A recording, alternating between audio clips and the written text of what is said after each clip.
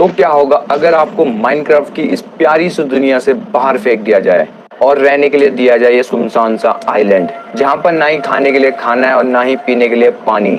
तो क्या हम इस वीरान आइलैंड पे 100 डेज सरवाइव कर पाएंगे, वो भी हार्डकोर में? जानने के लिए वीडियो को लास्ट तक जरूर देखना। तो स्टार्ट करते हैं। और इस वीरान आइलैंड पे हमारा सिर्फ एक ही दोस्त था, हमारा पेड़, जो कि डे 1 को हमसे जुदा हो गया। और सबसे पहले मैंने यहाँ पे एक हो बना ली, क्योंकि मैं चाहता था कि मैं जब तक माइनिंग करके आऊँ तो हमारे सीड्स भी लग जाएं। पर इतनी सारी घास को तोड़ने के बाद मुझे सिर्फ एक ही सीड मिला, जिससे हमारा कुछ भी नहीं होगा। ठीक है चलो। और जाते जाते हमारा दोस्त हमारे लिए काफी सारी यहाँ पे सैंपलिंग छोड़ गया था, जिसको मैंने तुरंत लगा दिया और उसके बाद सीधा चला गया माइनिंग के लिए। उसके बाद मैंने अपने सारे वुडन टूल्स को अपग्रेड कर लिया स्टोन टूल्स में। उसके बाद थोड़ी सी माइनिंग करने के बाद लकीली मुझे यहाँ पे अपने पहले आयरन देखने को मिल चुके थे, और मैंने बिना किसी टाइम वेस्ट किए अपने आयरन को चेंज कर लिया आयरन इंगट में। उसके लिए मुझे अपनी पिकेक्स की बलि चढ़ानी पड़ी और अपनी स्वॉर्ड की भी। तो वुडन टूल से अपना काम चलने वाला नहीं था। यहाँ पे हमें चाहिए था काफी सारा कोल, ताकि मैं अपने आयरन को चेंज कर सकूं आयरन इंगट में। तो उसके बाद मैंने थोड़ा बहुत और माइनिंग करी, जिससे मुझे यहाँ पे कोल मिल गया, और कोल से मैंने अपने सभी रॉ आयरन को कन्वर्ट कर लिया इंगट में, और जिससे मैंने सबसे पहले बनाई एक आयरन पिकेक्स। और दोबारा से अपनी माइनिंग को कंटिन्यू किया, क्योंकि हमें काफी सारा आयरन चाहिए। और माइनिंग करते करते लकीली हमें यहाँ पे अपने गोल्ड भी मिल गया था और काफी सारा आयरन भी मिल गया था। और थोड़ा बहुत और माइनिंग करने के बाद हमें यहाँ पे कॉपर भी मिल गया था, जो कि मैं कभी यूज भी नहीं करने वाला। ठीक है चलो। और थोड़ा बहुत माइनिंग करने के बाद मुझे यहाँ पे एक रिवीन दिखी, जो कि काफी ज्यादा बड़ी लग रही थी देखने में, और मैं पानी में बिल्कुल ही माइन करने के लायक था नहीं। तो मैं सीधा ऊपर आ गया, और ऊपर आते आते यहाँ पे रात हो चुकी थी, और मैंने देखा कि हमारे आइलैंड के बहुत ही ज्यादा क्लोज एक ओशियन मोन्यूमेंट है, जो कि हमारे लिए एक गुड न्यूज भी है और एक बैड न्यूज भी है। क्योंकि अगर हम ओशियन मोन्यूमेंट के पास जाने की कोशिश करेंगे तो हमें माइनिंग फटीग मिल जाएगा। गुड न्यूज भी है, क्योंकि हमें यहाँ से गोल्ड भी मिल जाएगा, ओशियन मोन्यूमेंट को एक्सप्लोर करने का मौका मिलेगा, जो कि हम बाद में करेंगे। पहले अपने आइलैंड की ओर चलते हैं। और आइलैंड पे आते ही मैंने देखा कि हमारे यहाँ पे पेड़ उग चुके हैं, यानी कि अब वुड की भी कमी नहीं होने वाली। हमारे दोस्त हमारे लिए वापस आ चुके हैं। तो बिना किसी टाइम वेस्ट करते हुए मैंने जल्दी से वुड को कलेक्ट कर लिया और सोचा कि सोने चलते हैं, पर अपने पास तो बेड ही नहीं है। तो माइनिंग करने के अलावा हमारे पास कोई ऑप्शन नहीं था, तो मैं सीधा निकल गया दोबारा माइनिंग करने के लिए। और माइनिंग करते करते मुझे इतना तो पता चल चुका था कि इस माइनिंग एरिया से लेफ्ट साइड में ओशियन मोन्यूमेंट है। तो मैंने सोचा क्यों ना राइट साइड माइनिंग करा जाए, और ये डिसीजन हमारे लिए बहुत ही सही निकला, क्योंकि थोड़ा सा आगे चलते मुझे यहाँ पे मिल चुके थे डायमंड। इतनी देर से मैं लेफ्ट साइड में माइनिंग कर रहा था और राइट साइड में 2 कदम की दूरी पे डायमंड रखे थे। पहली राइट में करता तो और जल्दी मिल जाते। और जब से मैं माइनक्राफ्ट खेल रहा हूँ इतनी जल्दी मुझे डायमंड कभी नहीं मिले। पहली रात मुझे यहाँ पे डायमंड मिल चुके थे, जो कि अपने लिए बहुत ही बड़ी बात थी। A few moments later.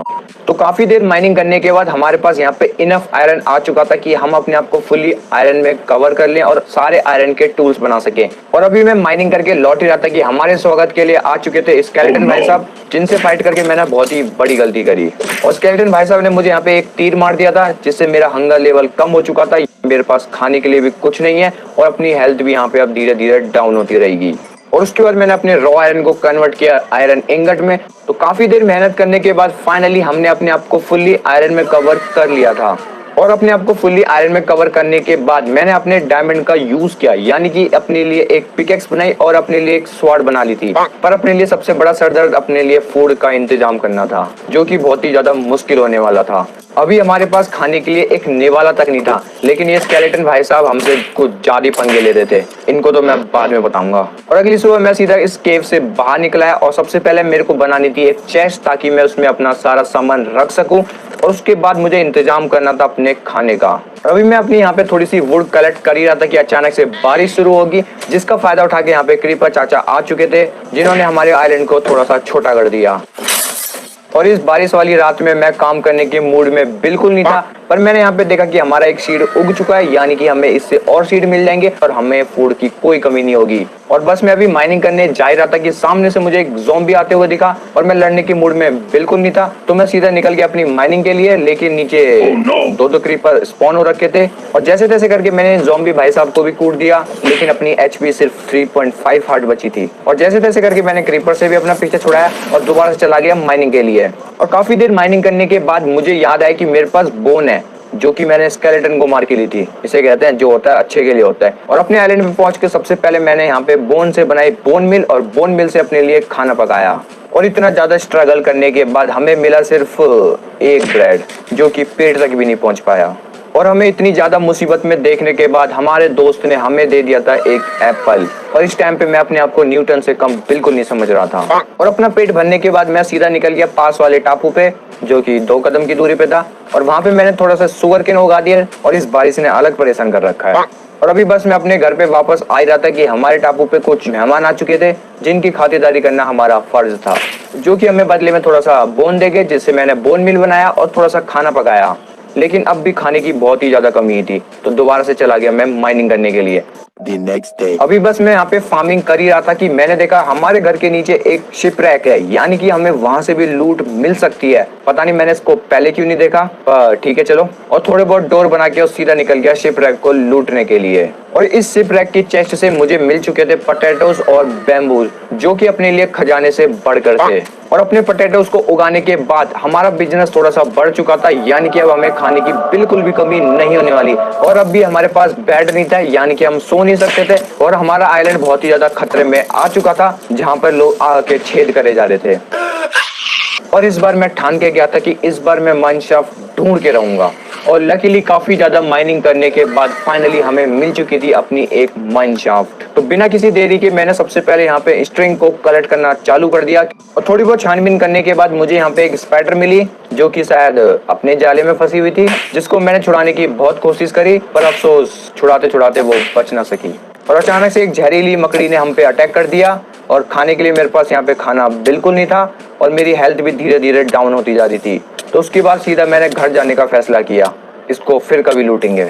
और जैसे ही मैं अपने घर पहुंचा तो हमारे स्वागत के लिए यहाँ पे फैंटम आ चुके थे, जिनमें से एक फैंटम पेड़ पे चढ़ने की कोशिश कर रहा था, तो हमने भी उनकी थोड़ी सी हेल्प कर दी। और उसके बाद फाइनली मैंने अपने लिए एक बेड बना लिया था। और उसके बाद मैं आराम से खर्राटे लेते हुए सो गया। और अगले दिन मैंने अपना फार्म बनाया।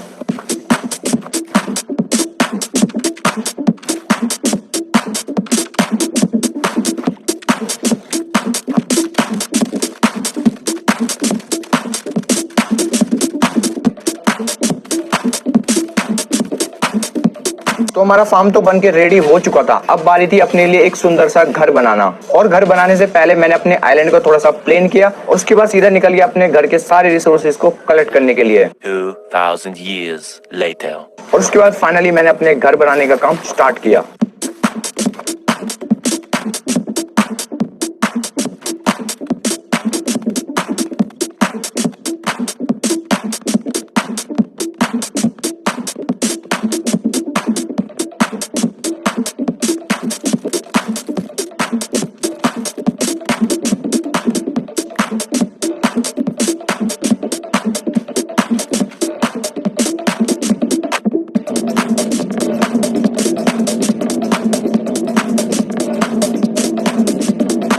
और फाइनली काफी ज्यादा मेहनत करने के बाद हमारा आधा अधूरा घर बन के रेडी हो चुका था, जो कि फिलहाल अभी एक्सपी फार्म बना हुआ था।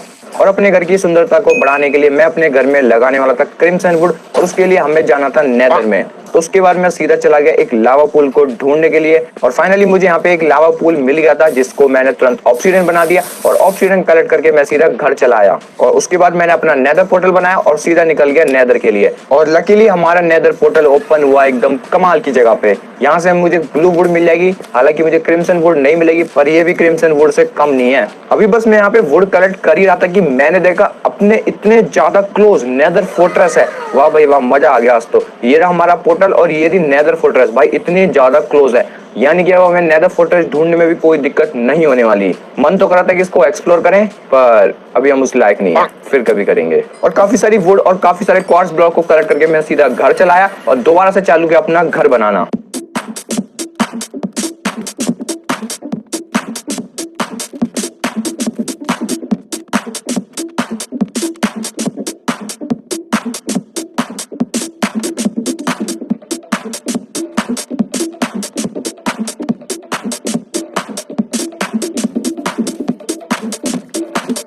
और फाइनली काफी ज्यादा मेहनत करने के बाद हमारा प्यारा सा घर बनके रेडी हो चुका था।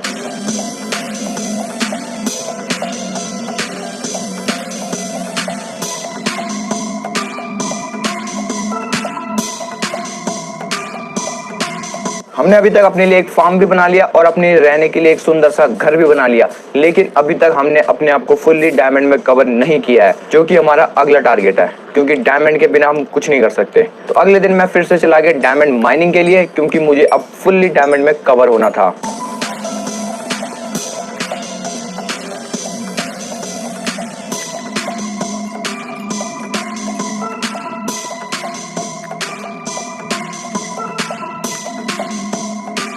और फाइनली काफी ज्यादा माइनिंग करने के बाद मैंने अपने आप को फुल्ली डायमंड में कवर कर लिया था। तो होपफुली आपने एपिसोड एंजॉय किया होगा। तो मिलते हैं अगले एपिसोड में।